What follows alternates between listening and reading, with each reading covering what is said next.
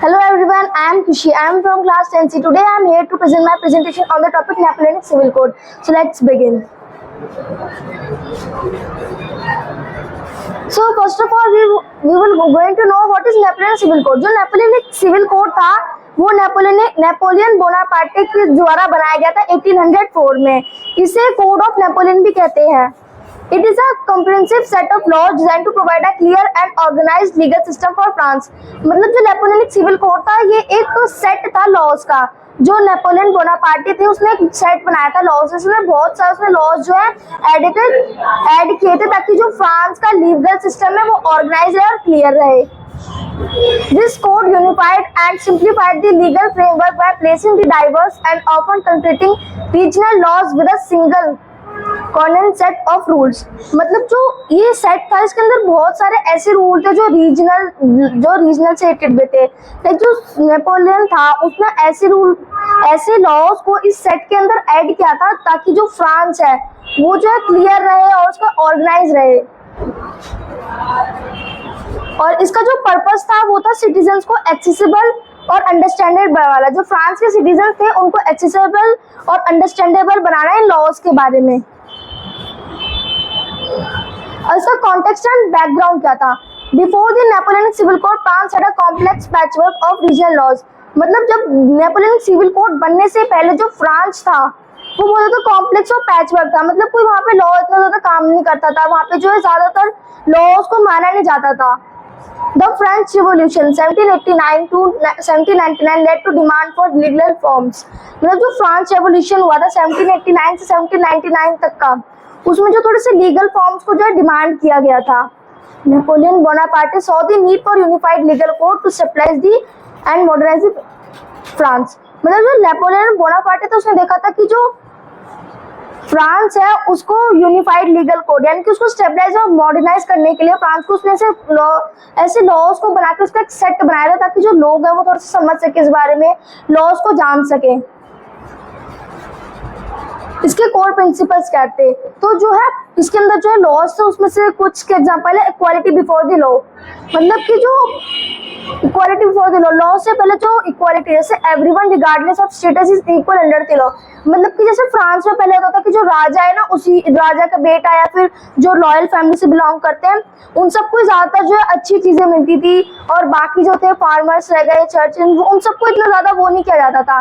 जो royal family थी उनको ज्यादा सुविधाएं मिलती थी और अच्छी से ट्रीट किया जाता था. बाकी जो बाकी बचे थे उनका तो ये था कि ठीक है जी रहे हैं जीने दो. और secular law, the code emphasizes the separation of church and state. मतलब जो पहले कोर्ट में जो चर्च और स्टेट कुछ सेपरेशन थी ना उसको भी अलग कर दिया था. मतलब पहले वहाँ पे चलता था कि रॉयल फैमिली है उसके लिए अलग होगा, फिर जो चर्चेंस होते हैं वो सेकंड स्टेट में आते हैं, फिर लास्ट थे तो जो फार्मर्स और बिजनेस वगैरह बच जाते थे वो सब एक में कर देते थे. इस वजह से जो रॉयल फैमिली और चर्च वाले थे उनको तो अच्छी से रेपुटेशन मिल जाती थी अपनी हर चीज के लिए. उनको किसी चीज की राह नहीं थी, उनको हर चीज मिल जाती थी.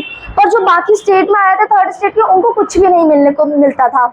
So the property rights, clear guidelines on the property ownership and distance. Property rights मतलब जैसे कोई रॉयल फैमिली से बिलोंग करता है ना तो उसको जब बर्थ होती है, जब वो जन्म लेता हो तो उसको पहले से ही मतलब बर्थ से पहले ही कुछ प्रॉपर्टी और ऑलरेडी मनी जो है ऑलरेडी मिल जाता था.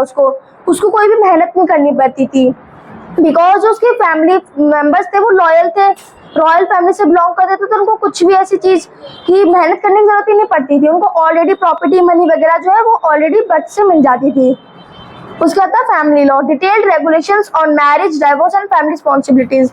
मतलब जो ये वाला लॉ था ये रेगुलेशन पे बना था family divorce and family responsibilities, divorce, marriage वगैरह के ऊपर.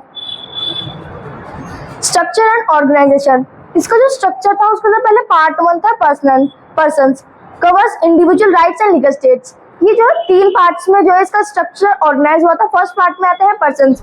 मतलब ये राइट्स जो एक इंसान उसके राइट्स और लीगल्स को जो है वो करता था, स्टेटस कवर करता था. इसका सेकंड ऑर्गेनाइजेशन था property, rules about ownership, use and transfer of property. मतलब जो इसका सेकंड स्ट्रक्चर था उसके अंदर आता था प्रॉपर्टी से रिलेटेड.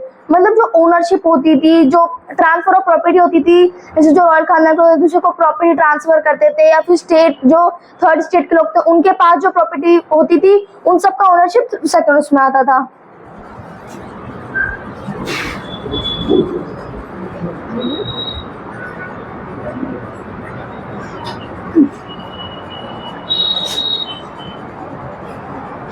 सर ये हट नहीं रहा।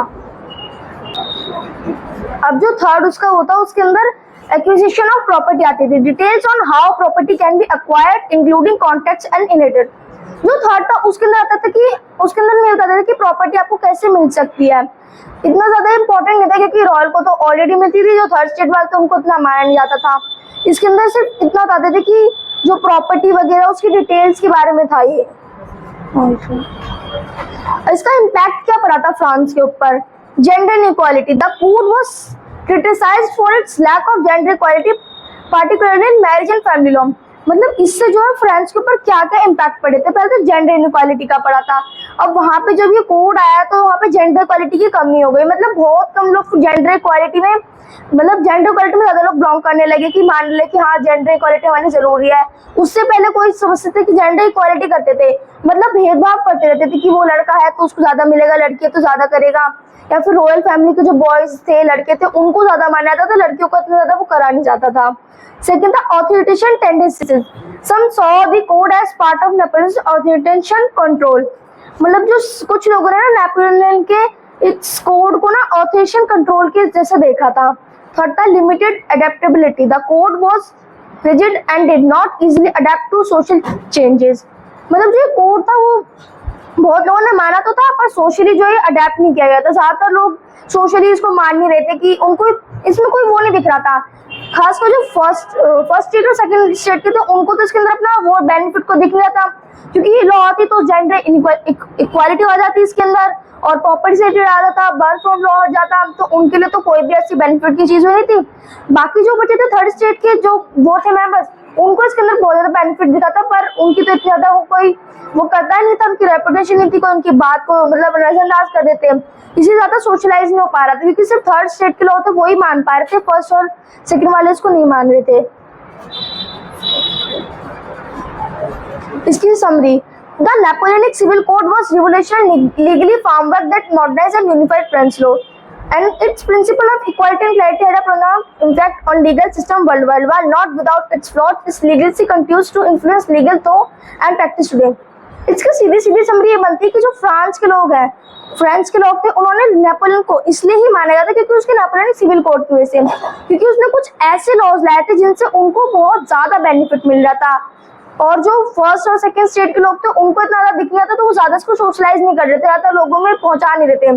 पर थर्ड स्टेट के लोगों को इनको ज्यादा बेनिफिट दिखा कि उनको जेंडर इक्वालिटी आ गई थी और जो लॉज ऑफ बर्थ थे वो हट गए थे, उनको ऑलरेडी जो है जो प्रॉपर्टी वगैरह ऑलरेडी रॉयल फैमिलीज के नाम होती थी वो नहीं थी।